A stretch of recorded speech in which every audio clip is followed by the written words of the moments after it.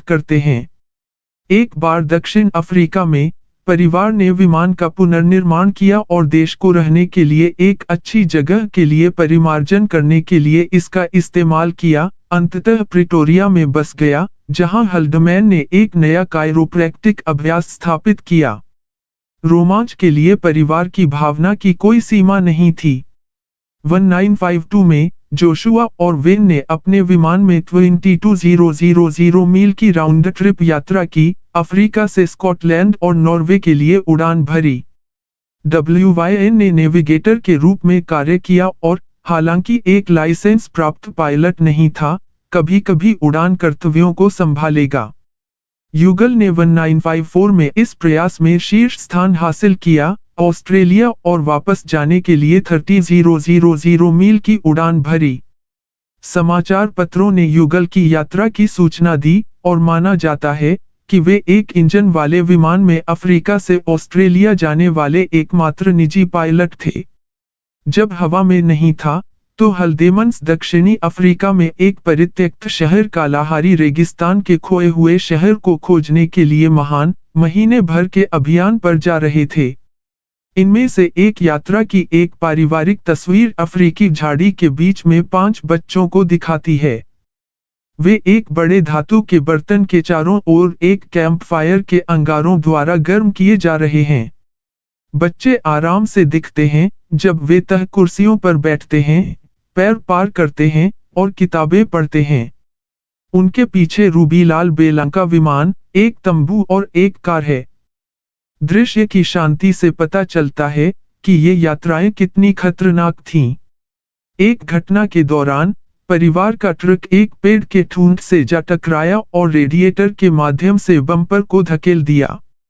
संचार का कोई साधन नहीं होने के कारण बीच में फंस गया। यहोशू ने ट्रक को ठीक करने के लिए 3 दिनों तक काम किया, जबकि परिवार भोजन की तलाश में था। अन्य समय में लकड़बग्घा और तेंदुआ रात में कैंप फायर का चक्कर लगाते थे और एक सुबह परिवार अपनी मुख्य मेज से 3 फीट दूर एक शेर को खोजने के लिए उठा। यहोशू ने जो पहली वस्तु पाई, एक दिया, उसे पकड़ लिया और शेर से कहा कि वह चला जाए, और यह किया। हल्देमन्स के पास अपने बच्चों की परवरिश के लिए एक हस्तक्षेप दृष्टिकोण था, जो पीढ़ियों से मस्क तक विस्तारित होगा। उनके बच्चों को कभी दंडित नहीं किया गया, क्योंकि यहोशू का मानना था कि वे उचित व्यवहार के लिए अपना रास्ता तय करेंगे। जब मम्मी पापा जबरदस्त फ्लाइट से गए, तो बच्चे घर पर ही रह गए।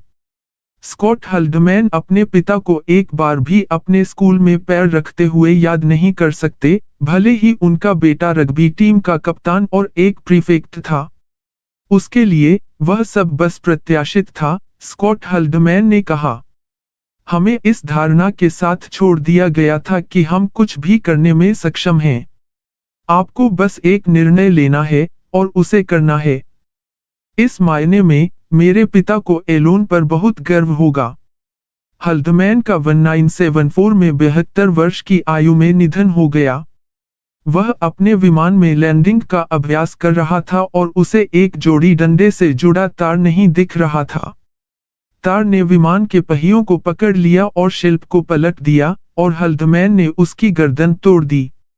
उस समय एलोन एक बच्चा था।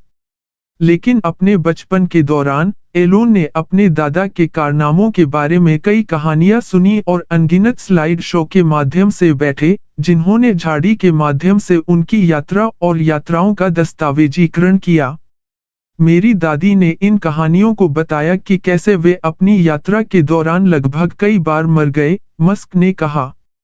वे एक ऐसे विमान में उड़ रहे थे जिसमें सचमुच कोई उपकरण नहीं था, यहाँ तक कि एक रेडियो भी नहीं, और उनके पास हवाई नक्शे के बजाय रोड मैप थे, और उनमें से कुछ सही भी नहीं थे। मेरे दादाजी की यह इच्छा थी कि वे साहसिक कार्य करें, खोजबीन करें और पागल काम करें। एलोन इस विचार में खरीदता है कि जोखिम के लिए उसकी असामान्य सहनशीलता सीधे अपने दादा से विरासत में मिली हो सकती है। आखिरी स्लाइड शो के कई साल बाद एलोन ने लाल बेलांका विमान को खोजने और खरीदने की कोशिश की, लेकिन उसका पता नहीं लगा सके। एलोन